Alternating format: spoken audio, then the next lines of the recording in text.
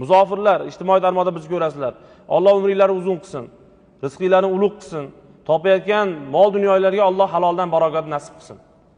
Ular bola chaqasini tashab qo'yib, ota-onasini tashab borib halol mehnat, peshona teri qilaman deb yurishdi.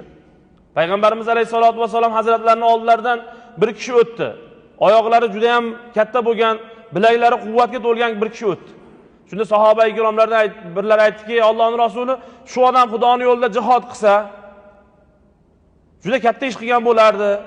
Xudoning roziligini topgan bo'lardi deganlarida Rasululloh nima dedilar? Mana shu odam kasal bolasiga yo kasal ota-onasiga dori-darmon uchun pul topaman deb ketayotgan bo'lsa, haloldan rizq olib kelaman deb ketayotgan bo'lsa, Allohning yo'lida yurgan odamdir dedilar.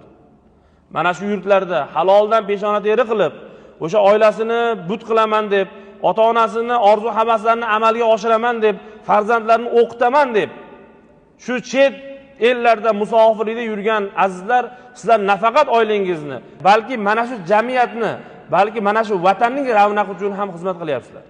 Chunki ular sizlarni yuborgan pullaringlar bu iqtisodiyotni ko'tarilishiga ancha xizmat qilyapti. Alloh rozi bo'lsin.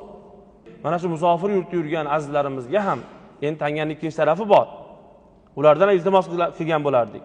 Agar siz ana shu joyda yuribsiz, mana shu vatanning yuzisiz. Xuddi bir qizni voyaga yetganda otasi uzatgan paytda nima deydi? Qizim, sen meni yuzimsan, or nomusimni ko'tarib olib ketyapsan. Sen borgan xonadoningda qiladigan har bir harakating menga berilgan bahodir deydi. Xuddi shuningdek, siz ham o'zga yurtda yuribsizmi? Mana shu vatanning sha'nini ko'tarib yuribsiz. Sizni har bitta qiladigan yaxshi amalingiz vatanga bo'lgan muhabbatni kuchaytiradi. Bizning vatanimizga bo'lgan odamlarning qiziqishini orttiradi. Har bitta qilgan yomon harakatingiz vatanga bo'lgan eng yomon minuslarni keltirib chiqaradi.